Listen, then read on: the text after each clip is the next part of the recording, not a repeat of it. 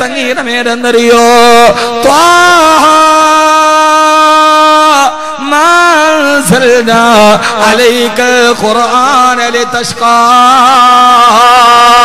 തുടങ്ങുന്നത് മുതൽ അവസാനിക്കുന്നത് വരെ ഒരേ പ്രാസമാണ്.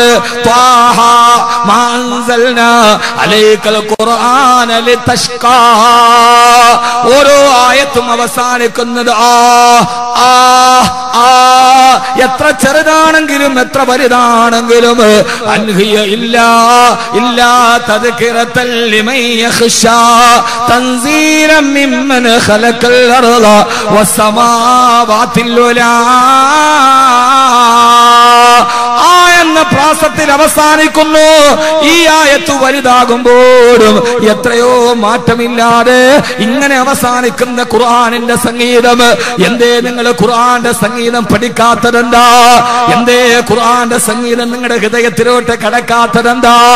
6-ാം നൂറ്റാണ്ടിലെ സാഹിത്യത്തിന്റെയും സംഗീതത്തിന്റെയും കാലഘട്ടങ്ങളിൽ ആ സാഹിത്യ സംഗീതം മനസ്സിൽ പിടിച്ച ജനത അതിനേക്കാൾ വലിയ സംഗീതം കൊണ്ട് തിരിച്ചെടുത്ത അള്ളാഹുവിന്റെ വിശുദ്ധ ഖുർആൻ. അള്ളാഹു നമുക്ക് ഖുർആന്റെ സാഹിത്യം മനസ്സിലാക്കാൻ അള്ളാഹു തൗഫീഖ് നൽകി അനുഗ്രഹിക്കുമാറാകട്ടെ. അള്ളാഹു തൗഫീഖ് നൽകി അനുഗ്രഹിക്കുമാറാകട്ടെ. അതുകൊണ്ട് ഈ ഖുർആന്റെ സംഗീതം നമ്മൾ പഠിക്കുക. പട്ടുറുമാലിനേക്കാളേറെ മാപ്പിളപ്പാട്ടിനേക്കാളേറെ ഏറ്റവും നല്ല സംഗീതമാണ് ഖുർആന്റെ സംഗീതം. അത് നമുക്ക് ഹൃദയത്തിൽ ആസ്വദിക്കാൻ കഴിയാത്തത് നമുക്ക് ഖുർആന്റെ അർത്ഥം അറിയാത്തത് കൊണ്ടാണ്. അർത്ഥമറിഞ്ഞാൽ ഇത്രയേറെ സംഗീതാത്മകമായി ഇത്രയേറെ താളാത്മകമായി നമ്മെ സ്വാധീനിക്കുന്ന വേറൊന്നുമില്ല. നമ്മളൊക്കെ ഹറമിന് നിസ്കരിക്കുമ്പോൾ കേട്ടിട്ടില്ലേ, ഖുർആൻ ഓതുന്നത് കേട്ടിട്ട് പുറകിൽ നിൽക്കുന്ന ആളുകൾ പൊട്ടിക്കരയും. നമ്മൾ ഇന്നേ വരെ ഖുർആൻ കേട്ടിട്ട് കരഞ്ഞിട്ടുണ്ടോ?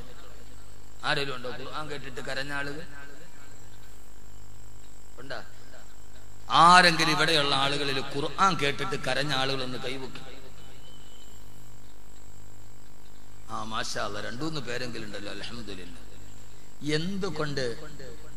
സഹാബത്തിന്റെ ഗുണത്തെക്കുറിച്ച് ഖുർആൻ പറഞ്ഞപ്പോ സഹാബത്തിന്റെ ഗുണത്തെക്കുറിച്ച് പറഞ്ഞത് എന്തെന്നറിയോ? അവര് ഖുർആൻ കേട്ടാൽ കരയുന്നവരായിരുന്നു. എന്റെ പൊന്നു സഹോദരിമാരെ, ഇന്നേ വരെ നമ്മൾ ആരെങ്കിലും കരഞ്ഞിട്ടുണ്ട്? പെണ്ണുങ്ങൾ ഈ അടുത്ത സമയത്ത് കുറെ പെണ്ണുങ്ങൾ കരഞ്ഞിട്ടുണ്ട്. എന്തിനെന്നറിയോ? കരഞ്ഞു ദുആ ചെയ്തിട്ടുണ്ട്. കഴിഞ്ഞ ഓണത്തിന് ലോട്ടറി അടിച്ച് 8 കോടി. ടിക്കറ്റിന്റെ ഉടമയെ കണ്ടിട്ടില്ല. ആരാ ടിക്കറ്റിന്റെ ഉടമയെന്ന് അന്വേഷിച്ചപ്പോഴൊക്കെ ഈ പെണ്ണുങ്ങൾ നിസ്കാരപ്പായി കരച്ചത് എന്റെ പൊന്നല്ലാഹു, ഇത് എന്റെ മാപ്പിളയ്ക്ക് തന്നെ ആയിരുന്നെങ്കിൽ. തലയും തലയുടെ എണ്ണയും അതിന്റെ ഇടയിലും ഒക്കെ കൊണ്ടുപോയി പരതി നോക്കിയ പെണ്ണുങ്ങൾ ഒത്തിരി ഉണ്ട്. എങ്ങാനും അങ്ങനെ എടുത്തുകൊണ്ട് വന്നിട്ട് ഞാനറിയാതെ ഒളിപ്പിച്ചു വെച്ചിരിക്കുകയാണോ എന്നറിയാം. നമ്മളെ സംബന്ധിച്ചിടത്തോളം സഹാബത്തിന്റെ ഏറ്റവും വലിയ ഗുണത്തെക്കുറിച്ച് ഖുർആൻ പറഞ്ഞപ്പോ അവര് ഖുർആൻ കേട്ടാൽ കരയുന്നവരായിരുന്നു. ഞാനൊന്ന് ചോദിക്കട്ടെ, എത്ര നാളുകൊണ്ട് നമ്മൾ ഖുർആൻ കേൾക്കുന്നുണ്ട്? ഇന്നേ വരെ ഒന്ന് കരയാൻ. എന്റെ പൊന്നു സഹോദരിമാരൊന്ന് ചിന്തിച്ചു നോക്കിയും, ഒരു നിമിഷം നിങ്ങൾക്കൊന്ന് കരയാൻ. എന്തുകൊണ്ട്? ഞാൻ എന്റെ ഈ പ്രസംഗം വെറുതെ പറഞ്ഞത് തന്നെ ഞാൻ ആവർത്തിച്ച് പറയുന്നില്ല. ആർക്കെങ്കിലും ഇതുകൊണ്ട് ദാറുൽ തഖ്വ എന്ന ഹിഫ്ളുൽ ഖുർആന്റെ സ്ഥാപനമുണ്ട്. ആ സ്ഥാപനം നിങ്ങൾ നട്ടുവളർത്തി അവിടെ നിന്ന് കുട്ടികളെ ഹാഫിളീങ്ങളായി. പക്ഷേ ആ ഖുർആന്റെ സ്ഥാപനം വന്നിട്ട് നിങ്ങൾക്ക് എന്താണ് മാറ്റുണ്ടായത്? ഹാഫിളീങ്ങളായി. അൽഹംദുലില്ലാഹ്, അല്ലാഹു നല്ല പ്രതിഫലം കൊടുക്കട്ടെ. ആ സ്ഥാപനത്തിന്റെ ചാരത്ത് ഇത്രയേറെ ഹാഫിളീങ്ങൾ നടന്നിട്ട് എന്ത് മാറ്റമാണ് നിങ്ങളുടെ ഹൃദയത്തിനുണ്ടായത്? നിങ്ങൾക്ക് ആർക്കെങ്കിലും ആ ഖുർആൻ ഓതുന്നത് കേൾക്കാൻ, ആ ഖുർആൻ ഓതുന്നത് കേൾക്കാൻ ആദരവായ പ്രവാചകൻ നബി മുഹമ്മദ് മുസ്തഫ സല്ലല്ലാഹു അലൈഹി വസല്ലമയുടെ സഹാബത്തിന്റെ അടയാളം പറയുമ്പോൾ ഖുർആൻ പറഞ്ഞത് വൈദാ സമിഉ മാ ഉൻസില ഇലർ റസൂൽ തറായിനുഹും തഫീലു മിനദ് ദംഇ മിമ്മാ റഫൂ മിനൽ ഹഖ് യഖൂലൂന റബ്ബനാ ആമന്നാ ഫക്തുബ്നാ മഅ الشاهدين وإذا സമിഉ മാ ഉൻസില ഇല റസൂല്, ഹബീബായ നബി തങ്ങളുടെ മേൽ അവതരിപ്പിക്കപ്പെട്ട ഖുർആന്റെ ആയത്ത് കേൾക്കുമ്പോ തഫീദു മിനദ്ദമി, സഹാബത്തിന്റെ കവിൾത്തടത്തിലൂടെ കണ്ണുനീരൊടുകുമായിരുന്നു. അവർക്ക് ഖുർആൻ കേട്ടാൽ അവരെ കൊട്ടിക്കരയുന്നവരാ, ഖുർആന്റെ ആയത്തുകൾ കേട്ടിട്ട് അവരെ കരയുന്നവരാ. അറിയുമല്ലോ നിങ്ങൾക്ക് ബഹുമാനപ്പെട്ട അബ്ദുല്ലാഹ് ഇബ്നു ഉമർ റളിയല്ലാഹു തആല അൻഹു മരുഭൂമിയിലൂടെ യാത്ര ചെയ്തു പോകുമ്പോ മഹാനവറുകളുടെ ശരീരം മുഴുവൻ ചൂടുകൊണ്ട് വെട്ടിത്തിളക്കുകയാ. വല്ലാതെ ശരീരം ചൂട് പിടിച്ചപ്പോ കൂട്ടുകാരോട് പറഞ്ഞു, ഒരൽപ്പം തണുത്ത വെള്ളം കിട്ടുമോ എന്ന് നോക്കുക. അനുയായികളും കൂട്ടുകാരും പോയി എവിടെ നിന്ന് ഒരു മൺകുടത്തിൽ ശേഖരിച്ചു വെച്ച കുറെ വെള്ളം കൊണ്ടുവന്ന് മഹാനവറുകളുടെ കയ്യിലേക്ക് കൊടുത്തു. വല്ലാതെ മരുഭൂമിയുടെ ചൂടിൽ ഇങ്ങനെ നടന്നു പോകുമ്പോ ഒരു മൺകുടത്തിൽ വെച്ച വെള്ളത്തിന് എന്ത് തണുപ്പാണല്ലത്. ആ തണുത്ത വെള്ളം തന്റെ കയ്യിലേക്കെടുത്ത് ചൂടുവല്ലാതെ കട്ടപ്പെടുത്തുമ്പോ ദാഹപരവശനായ സമയത്ത് വെള്ളം കുടിക്കാൻ ചുണ്ടോടെടുക്കവേ അബ്ദുല്ലാഹ് ഇബ്നു ഉമർ റളിയല്ലാഹു തആല അൻഹു വെള്ളം കയ്യിൽ വെച്ചിട്ട് പൊട്ടിക്കരയുകയാ. എന്റെ പ്രിയപ്പെട്ട സഹോദരങ്ങൾക്ക് ഇതൊക്കെ പറഞ്ഞാ മനസ്സിലാകുമോ എന്നറിയില്ല. മഹാനായ അബ്ദുല്ലാഹ് ഇബ്നു ഉമർ റളിയല്ലാഹു തആല അൻഹു കുടിക്കാനുള്ള വെള്ളം തന്റെ ചുണ്ടോട് തീർക്കുമ്പോ ആ വെള്ളം കയ്യിൽ വെച്ചിട്ട് ഏങ്ങി ഏങ്ങി കരയാൻ തുടങ്ങി. കവിൾ തടത്തിലൂടെ കണ്ണുനീര് തടം തല്ലിയാ തുടങ്ങി. ചോദിച്ചു, ഇബ്നു ഉമറേ എന്തിനാണ് കരയുന്നതെന്ന് ചോദിച്ചപ്പോ ഇബ്നു ഉമർ റളിയല്ലാഹു തആല അൻഹു പറഞ്ഞ മറുപടി, വല്ലാതെ ചൂടുകൊണ്ട് എന്റെ ശരീരം ചുട്ടുപെടുത്തപ്പോ ആ സമയത്ത് കുടിക്കാനുള്ള വെള്ളം എന്റെ കയ്യിൽ കിട്ടിയപ്പോ ഞാൻ ഖുർആനിന്റെ ഒരായത്തോർത്തു പോയി, അതുകൊണ്ട് ഞാൻ കരയുകയാണ്. ഏതാണ് നിങ്ങളോട്ട ആയത്തെന്ന് ചോദിക്കവേ ഇബ്നു ഉമർ റളിയല്ലാഹു തആല അൻഹു പറഞ്ഞു കൊടുത്തു, അല്ലാഹു ഖുർആനിൽ പറഞ്ഞില്ലേ, വഹീല ബൈനഹും വബൈന മാ وحيل بينهم وبين ما يستحون. നാളെ കത്തിക്കാളുന്ന നരകത്തിന്റെ തീജ്വാലയുടെ മുകളിൽ തെമ്മാടികളായ ആളുകൾ പോയി നിൽക്കുമ്പോ നരകത്തിന്റെ തീജ്വാല ശരീരത്തിൽ പതിച്ച് അവരെ ദാഹപരവശരായി നിലവിളിക്കുമത്രേ. നരകത്തിൽ കിടന്നുകൊണ്ട് സ്വർഗവാസികളോട് അവര് വെള്ളം ആവശ്യപ്പെടും. ആയത്തിന്റെ സംക്ഷിപ്ത രൂപം ഇങ്ങനെയാ, വനാദാ അസ്ഹാബുൻ നാരി അസ്ഹാബുൽ ജന്നാ അന്നഫീലു അലൈനാ മിനൽ മാഇ ഔ മിമ്മാ റസഖകുമുല്ലാഹ്. നരകത്തിൽ കടന്ന് തീയിൽ കടന്നുരുളുമ്പോ സ്വർഗവാസികളോട് ചോദിക്കുമത്രേ, അന്നഫീലു അലൈനാ മിനൽ മാഇ ഔ മിമ്മാ റസഖകുമുല്ലാഹ്. അല്ലാഹു നിങ്ങൾക്ക് തന്ന ദാഹജലത്തിൽ നിന്ന് ഒരൽപ്പം ഞങ്ങൾക്കും തരുമോ എന്ന് ചോദിക്കുമ്പോ അല്ലാഹു അവർക്കത് കൊടുക്കാതെ അവരുടെയും സ്വർഗത്തിന്റെയും ഇടയിൽ അല്ലാഹു ഒരു മറയിട്ട് കളയും. ഇബ്നു ഉമർ റളിയല്ലാഹു തആല അൻഹു പറയാ, ഈ ദുനിയാവിലെ മരുഭൂമിയിൽ എനിക്കൊരു ചൂട് വന്നപ്പോ ഒരൽപ്പം വെള്ളം വേണമെന്ന് മനസ്സ് കൊതിച്ചപ്പോ അല്ലാഹു എനിക്ക് എന്റെ കൈവെള്ളയില് വെള്ളം തന്നുവല്ലോ.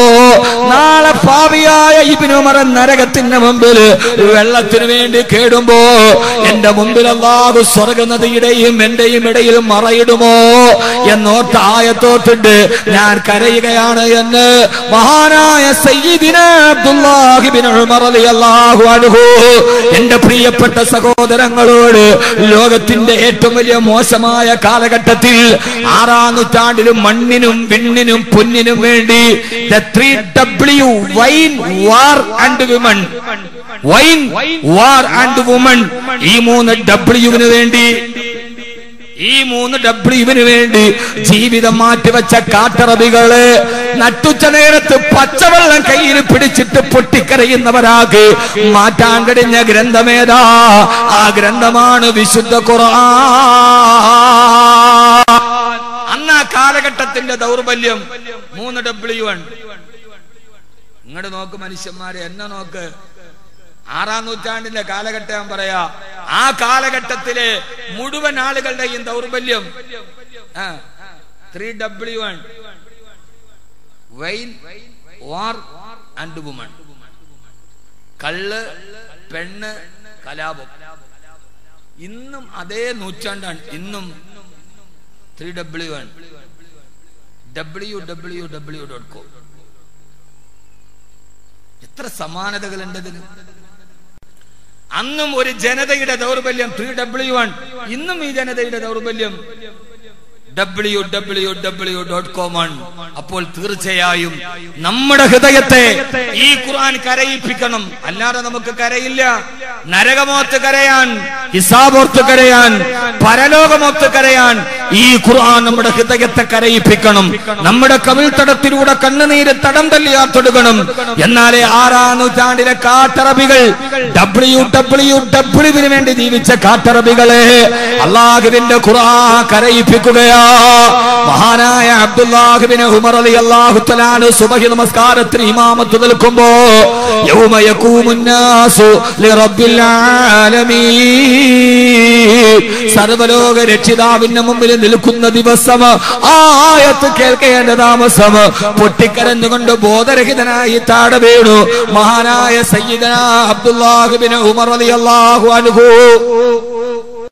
ഖുർആൻ കേട്ട് കരയണം. അല്ലാഹു തൗഫീഖ് നൽകട്ടെ. ഖുർആൻ കേട്ടിട്ട് ഹാർട്ട് അറ്റാക്ക് വരണം.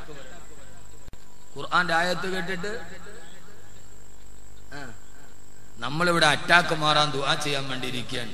ഞാൻ പറയണു, ഖുർആന്റെ ആയത്ത് കേട്ടിട്ട് അറ്റാക്ക് വരണം. ഒരു ഖുർആന്റെ ആയത്തിറങ്ങി അറ്റാക്ക് വന്നൊരു സഹാബി വഫാത്തായി. എന്ത് വന്നിട്ട്? പ്രഷറും കൊളസ്ട്രോളും വന്നിട്ടല്ല, ഷുഗർ കൂടിയിട്ടല്ല, ഒരൊറ്റ ആയത്തിറങ്ങി ഒരു സഹാബി ബോധം കെട്ട് താഴും. ഇതൊക്കെ മദീന കണ്ട ചരിത്രമാണ്. അല്ലാഹുവേ, ഞങ്ങളുടെ ഹൃദയത്തെ നീ ഖുർആൻ ഇറങ്ങുന്ന ഹൃദയമാക്കണേ അല്ലാഹുവേ. അത് ഇറങ്ങാതിരിക്കാൻ ഒരു തടസ്സമുണ്ട്, അത് ഞാൻ പറയാം. അത് മാറ്റിയാലേ ഖുർആൻ അങ്ങോട്ട് ഇറങ്ങൂ. ഖുർആൻ നമുക്കിപ്പോ നമ്മുടെ നാവിൻ തുമ്പിൽ നിൽക്കുകയാണ്, കൽബിലോട്ട് ഇറങ്ങണില്ല. അതിനൊരു തടസ്സമുണ്ട്. ആ തടസ്സത്തെ നമ്മുടെ ജീവിതത്തിൽ നിന്ന് മാറ്റണം. പക്ഷെ അത് മാറ്റൂല്ലേ? ഇല്ലേ? മാറ്റൂന്ന് ഉറപ്പുള്ളവരൊക്കെ ഒന്ന് കൈ പൊക്കി നോക്കണം. കൈ ഉള്ളവരൊക്കെ പൊക്കി. ഉറങ്ങാതെ ഒരു 9 മണിയാകുമ്പോൾ വാത് തുടങ്ങിയിരിക്കണം, 11 മണിക്ക് തീരണം. ഇല്ലെങ്കിൽ ആളുകള് കണ്ണ് തുറന്നിരിക്കും, കൽബടഞ്ഞിരിക്കും. കണ്ണും ഇഴിച്ചിരിപ്പുണ്ട്, പക്ഷെ കൽബിലോട്ടൊന്നും കയറൂല. ചെറിയ ഉറക്കം ഇങ്ങനെ മെല്ലെ മെല്ലെ വരും. ഒരു 11 മണിയാകുമ്പോൾ അവസാനിക്കണം. അതുകൊണ്ട് ഇനിയെങ്കിലും സംഘാടകർ 9 മണിക്ക് തുടങ്ങാനുള്ള സൗകര്യം ചെയ്തു തരണമെന്ന് അതീവ താഴ്മയായി അപേക്ഷിക്കാൻ, വളരെ താഴ്മയായി അപേക്ഷിക്കാൻ. ഗാംഭീര്യ സ്വരത്തിൽ പറഞ്ഞാൽ പിന്നെ അടുത്ത പരാതി അയാൾ നമ്മളോട് ആജ്ഞാപിക്കാൻ വന്നു എന്നാവും.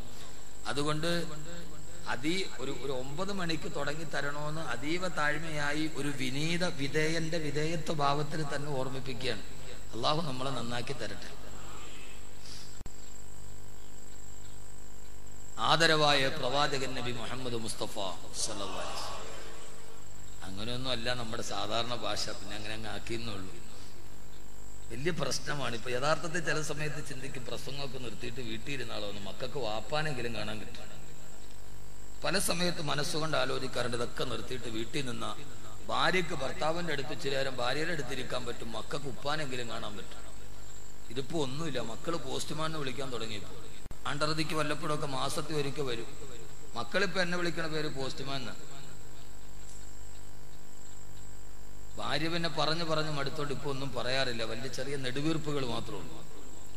എന്നാ നമ്മൾ എന്തെങ്കിലും പറയാന്ന് വിളിച്ചാലോ 4 പാടും അക്രമമാണ്. പിന്നെ സന്തോഷം എന്താ അറിയോ? 10 ശത്രുക്കളുടെ ഇടയിൽ 10,000 മിത്രങ്ങൾ ഉണ്ടെന്നുള്ളതാണ് ഒരു വലിയ സന്തോഷം. നിങ്ങൾ ഓർക്കണ്ട, ട്രോള് വന്നാൽ എന്തേലും വന്നാൽ ഞാൻ തിരിച്ചു പോണ പ്രശ്നമൊന്നുമില്ല. എനിക്കിത് പുല്ലാണ്. തെരയൊടുങ്ങിയിട്ട് കടലിൽ ഇറങ്ങാന്ന് വിചാരിച്ചാൽ നടക്കൂല. തെരയൊടുങ്ങിയിട്ടെന്നാ കടലിൽ ഇറങ്ങാന്ന് വിചാരിച്ചാൽ നടക്കൂല. പിന്നെ ഒരു ത്രില്ല് ഏതാണെന്നറിയാവോ?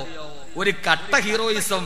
തിരമാല ആഞ്ഞെടുക്കും അതിന്റെ മുകളിൽ കൂടെ പായലാണ് ഒരു കട്ട ഹീറോയിസം. അതുകൊണ്ട് തിരമാല അടങ്ങിയിട്ട് കരയിൽ നിന്ന് ഇറങ്ങാമെന്ന് കരുതുന്ന ഒരു ശൈലി നെഞ്ചിന് വീതിയുള്ളവന് പറ്റില്ല. നെഞ്ചിന് വീതിയുള്ളവന് തിരമാല ആഞ്ഞെടുക്കും അതിന്റെ മുകളിലൂടെ കൊച്ചു കൊതുമ്പ് വെള്ളത്തിൽ തൊടയാൻ കഴിഞ്ഞ് അതിന്റെ അപ്പുറത്ത് കടക്കലല്ലേ കട്ട ഹീറോയിസം. അള്ളാഹു നമുക്ക് ബോധം നൽകി അനുഗ്രഹിക്കട്ടെ.